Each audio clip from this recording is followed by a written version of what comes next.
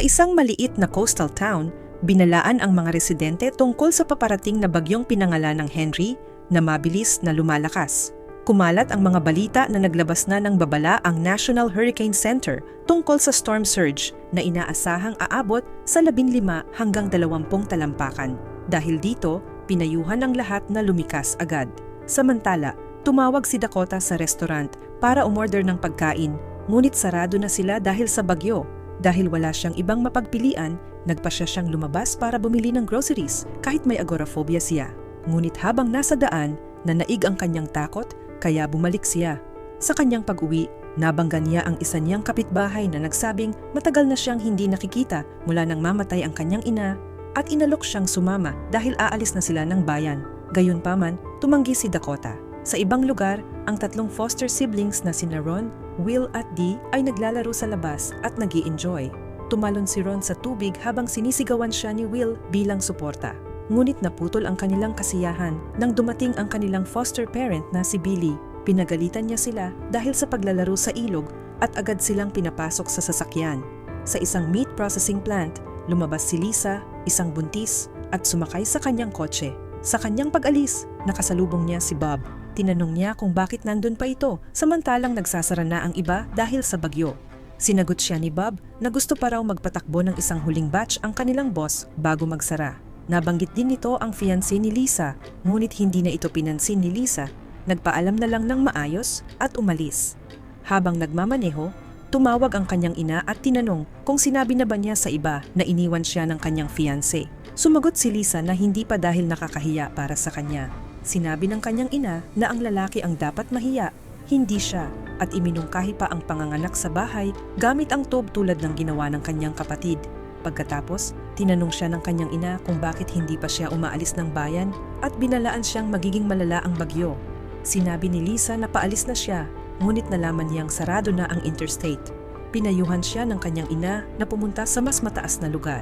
Samantala, si Dr. Dale Edward, isang marine biologist, ay nababahala sa paparating na bagyo at napagtanto niyang magiging napakalakas nito. Sumang-ayon ang kanyang kasamahang si Brian at napansin din kung gaano kabilis itong papalapit. Idinagdag ni Dale na may kakaibang dami ng bull sharks na sumasabay sa bagyo. Maya-maya, ibinigay ni Greg ang isang ulat tungkol sa bagyo. Nang makita ito, halatang nabahala si Dale habang sinabi ni Greg na kung mayroong kategory 6, ito na sana iyon. Dahil sa kanyang pag-aalala, tinawagan ni Dale ang kanyang pamangkin na si Dakota. Sinabi nitong ligtas siya at ayaw niyang lumabas. Ngunit iginiit ni Dale na pupuntahan niya ito. Samantala, habang nagmamaneho si Billy kasama ang mga bata, nilinaw niyang kapag may ginawa pa silang kalokohan, ibabalik sila sa foster care. Habang naglilikasan ang mga tao sa bayan, tinanong ni Dee kung aalis din ba sila, ngunit binaliwala ito ni Billy at ipinagpatuloy ang pagmamaneho pa uwi. Pagdating sa bahay, nag-aalala si Dee at tinanong kung ano ang mangyayari kung mabasag ang mga bintana at pasukin ng tubig ang loob. Ngunit sinabi ni Billy na reinforced ang lahat at may backup generator sila, kaya wala silang dapat ikabahala. Pagkatapos, bumaba siya sa basement kung saan naroon ang kanyang asawang si Rachel. Ikinuwento niya na nahuli niyang naglalaro ang mga bata sa ilog at tinawag itong mapanganib. Ngunit ipinakita ni Rachel ang tseke at hinalikan siya. Biglang bumaba si Dee at nagsabing gutom na sila na ikinagulat nila.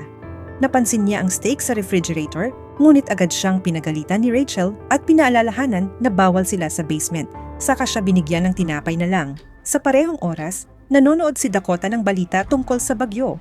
Nagsimula ito bilang kategory 2, ngunit paglapag sa lupa ay naging kategory 5. Pagkatapos, pinanood niya ang isang lumang video ng kanyang sarili noong bata pa siya na naglalaro kasama ang kanyang ina, habang kinukunan sila ng kanyang ama.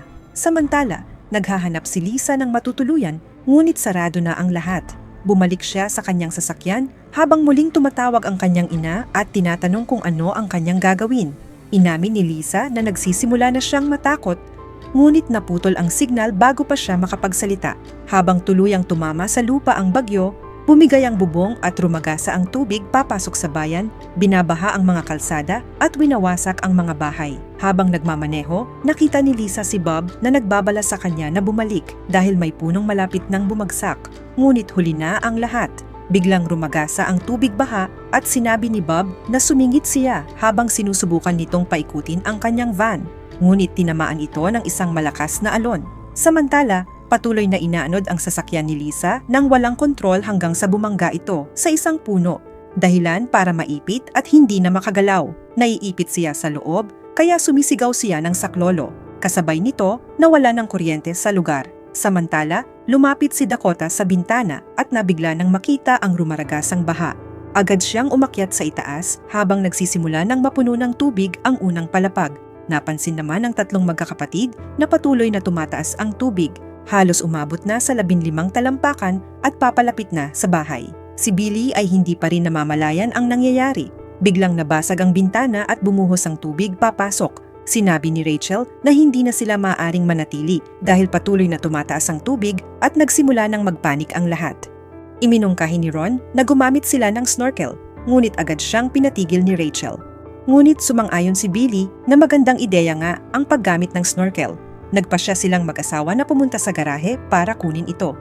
Samantala, mula sa bintana, pinapanood ni Dakota ang patuloy na pagtaas ng tubig habang ang sasakyan ni Lisa ay unti-unting lumulubog at naiipit.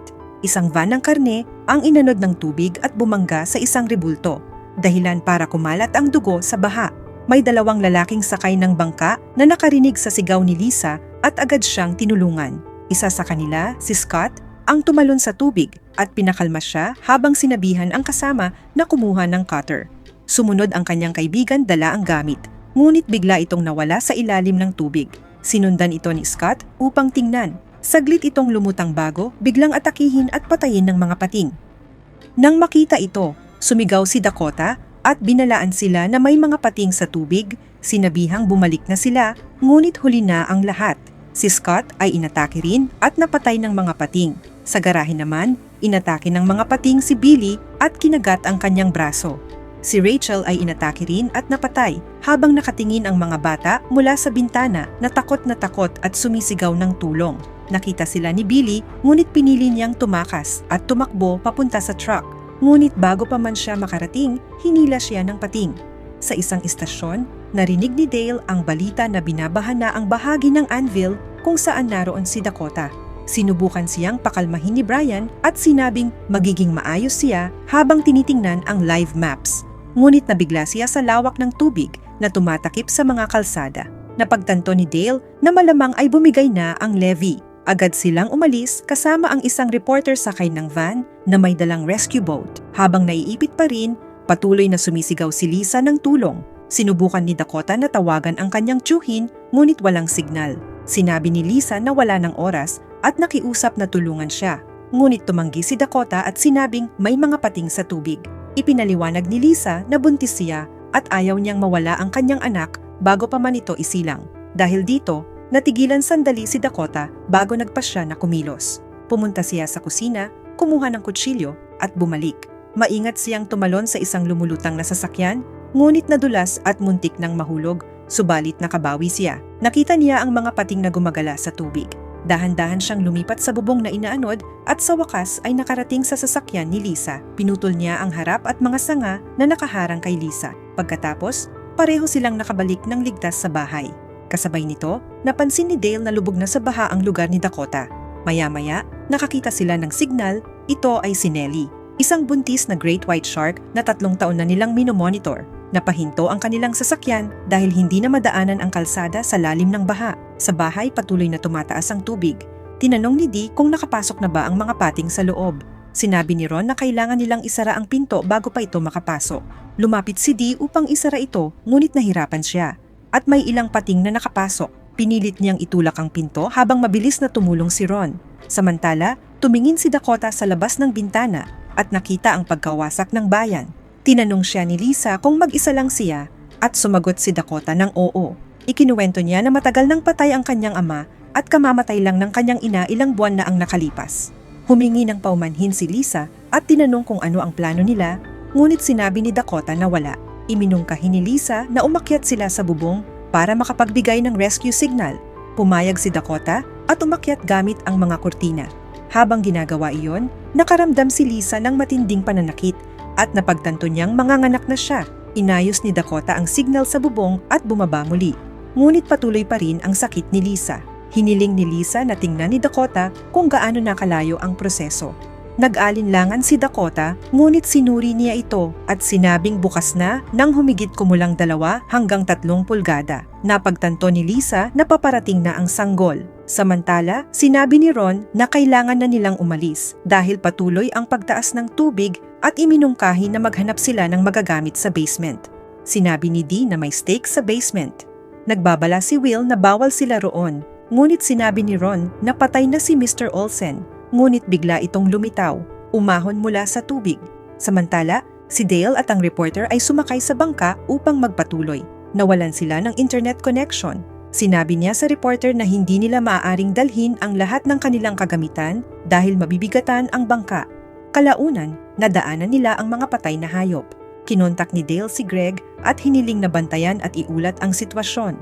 Binalaan sila ni Greg na bumigay na ang levy at kung may kailangang iligtas, dapat gawin ito bago maggabi dahil patuloy pang tumataas ang tubig.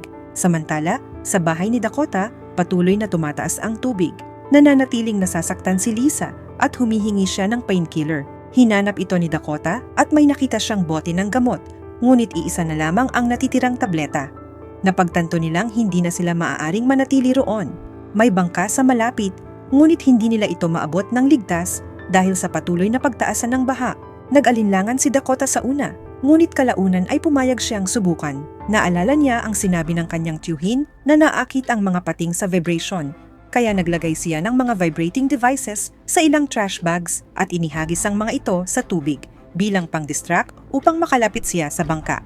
Samantala, tinanong ni Ron si Billy kung iiwan ba siya nito. Ngunit sinabi ni Billy na sinusubukan niya silang tulungan at hiniling kay Ron na gawin din ang pareho. Nang mabanggit ang mga pating sa paligid, sinabi ni Billy na hindi kumakain ng bata ang mga pating dahil hindi raw nila gusto ang lasa.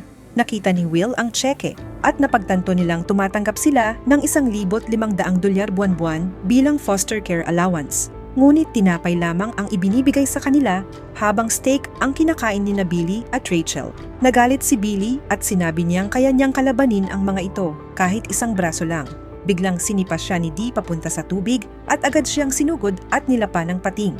Sinamantala ni Ron ang pagkakataon, bumaba siya upang kunin ang steak at sinubukang kunin ang mga baril. Ngunit hindi niya ito maabot dahil sinusundan siya ng mga pating. Kumuha siya ng kahon sa malapit at mabilis na lumangoy palay. Sa kabilang banda, dahan-dahang lumapit si Dakota sa bangka habang ginagamit ang mga trash bag bilang pang-distract sa mga pating. Habang papalapit siya, napansin niyang biglang umatras ang mga bull shark. Hindi niya alam ang dahilan, ngunit may dumaan na isang poting pating sa ilalim niya na siyang nagtaboy sa mga ito. Sinamantala ni Dakota ang pagkakataon at tuluyang narating ang bangka. Samantala, hindi na kayang pigilan ni Lisa ang kanyang panganganak. Nagpatugtog siya ng musika sa kanyang cellphone at nagsimulang umire. Binuksan ni Ron ang kahon at nadiskubre niyang may laman itong dinamita. Habang nagpapatuloy si Lisa, nagsimulang gumuho ang bahay. Nahulog siya sa tubig habang nasasaksihan ni Dakota ang pagkawasak ng lahat. Nakahawak si Lisa sa isang lumulutang na bagay at doon niya isinilang ang kanyang sanggol. Habang hawak ang kanyang anak at kumakalat ang dugo sa tubig, papalapit ang mga pating. Nakita ni Lisa ang mga ito kaya inilagay niya ang sanggol sa lumulutang na debris. Kumuha siya ng matulis na kahoy, pinutol ang umbilical cord at naghanda na lumaban. Sinaksak niya ang isang pating na umatake at itinulak ito palayo. Nakita ni Dakota ang isa pang pating na papalapit kaya gumamit siya ng crossbow at napatay ito sa tamang oras. Samantala, tinapi ng mga bata ang dinamita sa stake at sinindihan ito bago inihagis sa tubig, ngunit hindi ito pinansin ng mga pating.